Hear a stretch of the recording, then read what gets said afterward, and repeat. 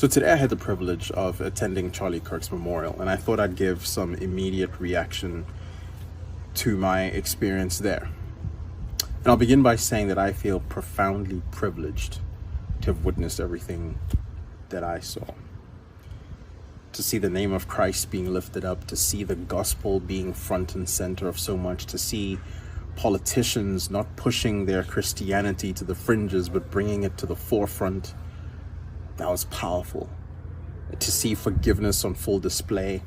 I mean, that moment that Charlie Kirk speaks about forgiving the assassin that murdered Charlie was just powerful. It was unbelievable. But beyond that, you could just feel in the room that something is afoot. People seem to be reckoning with truth. They seem to be reckoning with the meaning of life and what it looks like and what it means to live life in a way that really matters. And I think Charlie's life really is a challenge to many people in that sense. He lived a life of true meaning because it was rooted in Christ, because it was rooted in what is true.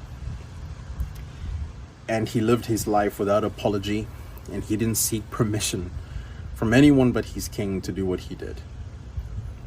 And I think that should invigorate all of us to live our lives to the full, and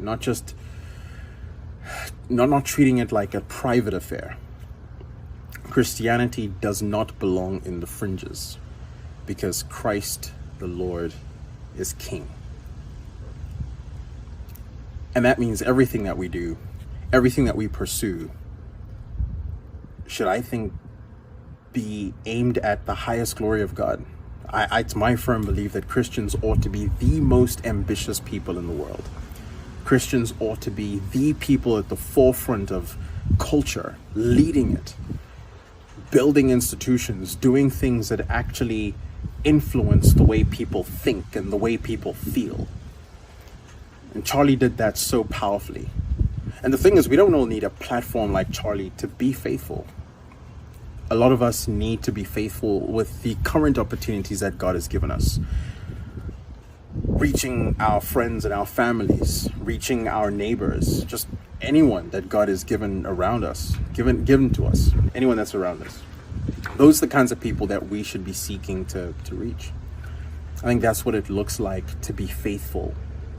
That's what it looks like to be fruitful with the time and things that God has given us. And it's just time that as Christians we stopped asking permission from God's enemies to be who we are. It's time we stopped apologizing for our King being on the throne.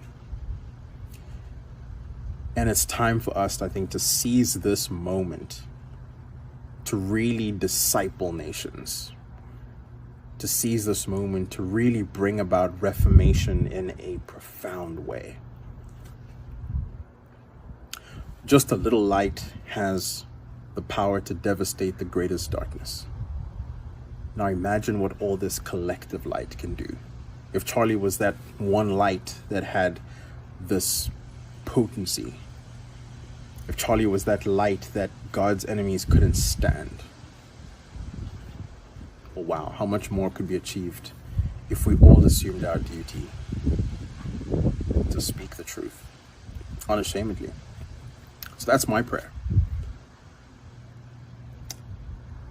in hopes that the Lord really will continue to use this moment to bring about tremendous revival. This is a moment I will never forget for the rest of my life, at least while I'm in good health. Because this is a moment that I really saw what God can do through the life of one person. May we all be found faithful rather than wanting.